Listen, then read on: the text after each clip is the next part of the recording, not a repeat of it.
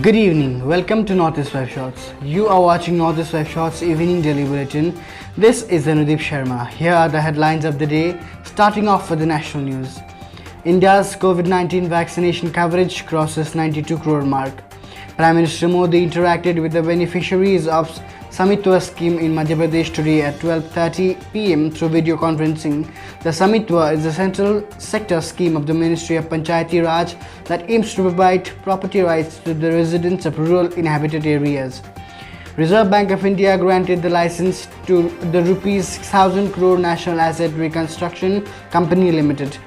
Union Home Minister Amit Shah will be visiting Jammu Kashmir in October end as a part of Centre's mega outreach program.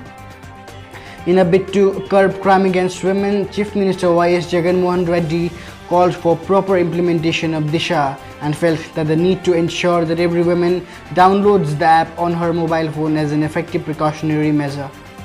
Protests in Delhi demanding release of Kerala journalist Siddiqui Kappin who was arrested in October 2020 en route to cover the alleged gang rape and murder of a Dalit woman in Hathras, Uttar Pradesh.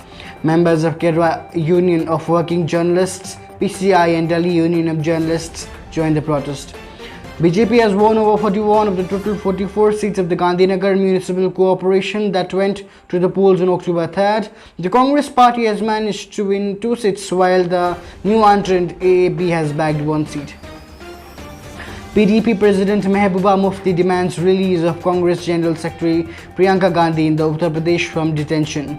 Karnataka government has made a negative RT-PCR test report and at least 1 dose of coronavirus vaccine mandatory for officers and staff on duty and artists who will perform during the world-renowned Mysuru Dasara festival commencing from 7th of October. President Ramnath Kovind is on a 3-day visit to Karnataka from today, 6th of October. On Thursday, Mr. Kovind will inaugurate the newly built teaching hospital of the Chamarajanagar Institute of Medical Sciences at Chamarajanagar. On Friday, the President will visit Dakshinamani Sri Sharada Peetham and Shankara Advaita Research Centre in Sringeri. Kerala, the Congress suffered another setback in Kerala's Wayanad. Former DCC President P.B. Balachandran quits as the Congress party on Tuesday, alleging that the grant of old party has failed to check the growth of BJP in the country. Maharashtra Mumbai police said that no permission was taken from them regarding the cruise ship party for where Narcotics Control Bureau team seized drugs. Tamil Nadu Chief Minister M.K. Stalin launched face recognition software on October 4, 2021 for assisting police officials in the investigation. Face recognition software will help the police personnel in comparing the photos of suspects with data resource that have been uploaded in the crime and criminal tracking network and systems. Greater Chennai Corporation has recently launched a campaign to make people avoid single-use plastics and instead carry alternate bags for groceries. Coming towards defense news, Combat Vehicles, a research and development establishment that has been developing a 1500 horsepower indigenous Bharat power pack engine for India. Indian Navy is set to host its largest naval exercise, Milan. It is being planned for February 2022 and invites have been sent to 46 countries. Milan, which began in 1995, is held biennially and brings together navies of all the countries in the region.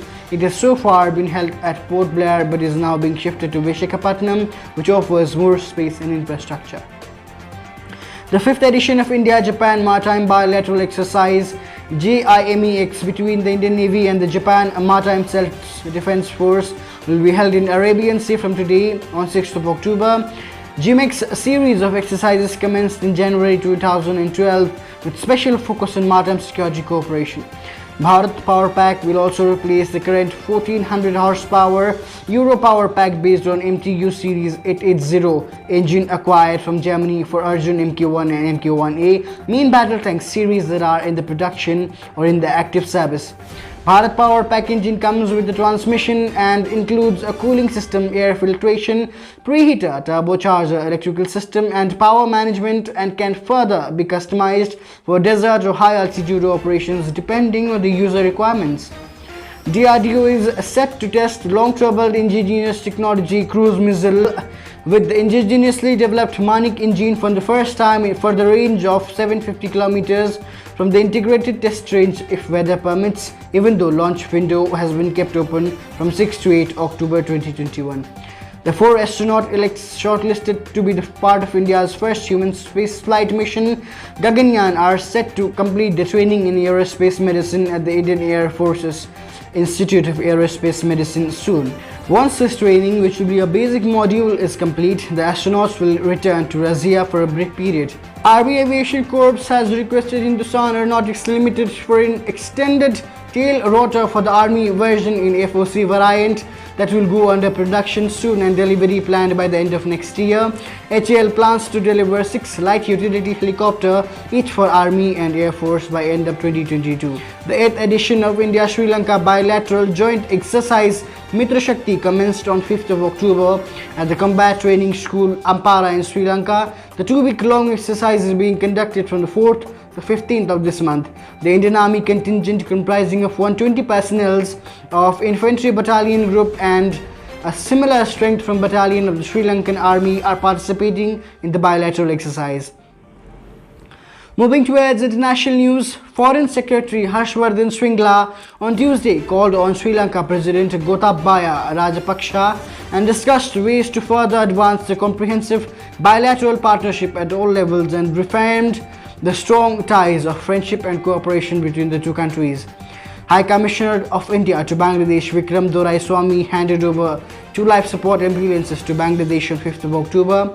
These ambulances are the part of overall program of supply of 109 life support ambulances announced by the Prime Minister of India Narendra Modi during his state visit to Bangladesh in March this year. Jumping towards world news, the Nobel Prize in Physics has been awarded to scientists from Japan, Germany and Italy. Lieutenant General Nadeem Anjum's likely appointment as the new ISI chief, outgoing DG Lieutenant General Faiz Ahmed, has emerged as a top contender for the post of Pakistan Army Chief. North Korea has continued to pursue its weapons development programs despite facing a worsening economic situation during its self-imposed coronavirus blockade. Malaysia has summoned the Chinese ambassador to Kuala Lumpur to express its protest against the enroachment into its waters by Beijing's vessels. French clergy have sexually abused more than 2 lakh children over the past 70 years, a major investigation released on Tuesday found, and its authors accused the Catholic Church of turning a blind eye for too long and urged it to reform. New Japanese Prime Minister Fumio Kishida calls for parliamentary polls on October 31st. He said that the elections will make it clear whether people trust him to carry out policies. Mr. Kishida expressed a wish to implement large-scale coronavirus countermeasures and bold economic policies. Russia successfully test-fired Zircon hypersonic cruise missiles from nuclear submarine. For the first time, Zircon would be capable of flying at 9 times the speed of sound and have a range of 1,000 kilometers. Coming towards the sports news, in International Shooting Sport Federation Junior World Championships in Lima, young Indian shooter Aishwarya Pratap Singh Tomar smashed the world record in the final to win gold in the men's 50-meter rifle 3 positions event. In table tennis, India created history by winning 2 more bronze medals in the Asian Championships in Doha, Qatar. The first bronze medal of the day, the men's double pair of Harmeet Desai and Manav Thakur, and late Tokyo Olympics Sarath Kamal and Sahityan Ganeshkaran. Chief of Naval Staff and President, Yachting Association of Indian Admiral Karambir Singh met Minister of Youth Affairs and Sports Anurag Thakur in New Delhi. During the meeting, issues relating to yachting and sailing were discussed.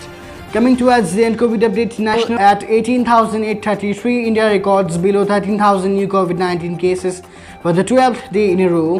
278 deaths, active cases declined to 2,46,687, lowest in 203 days.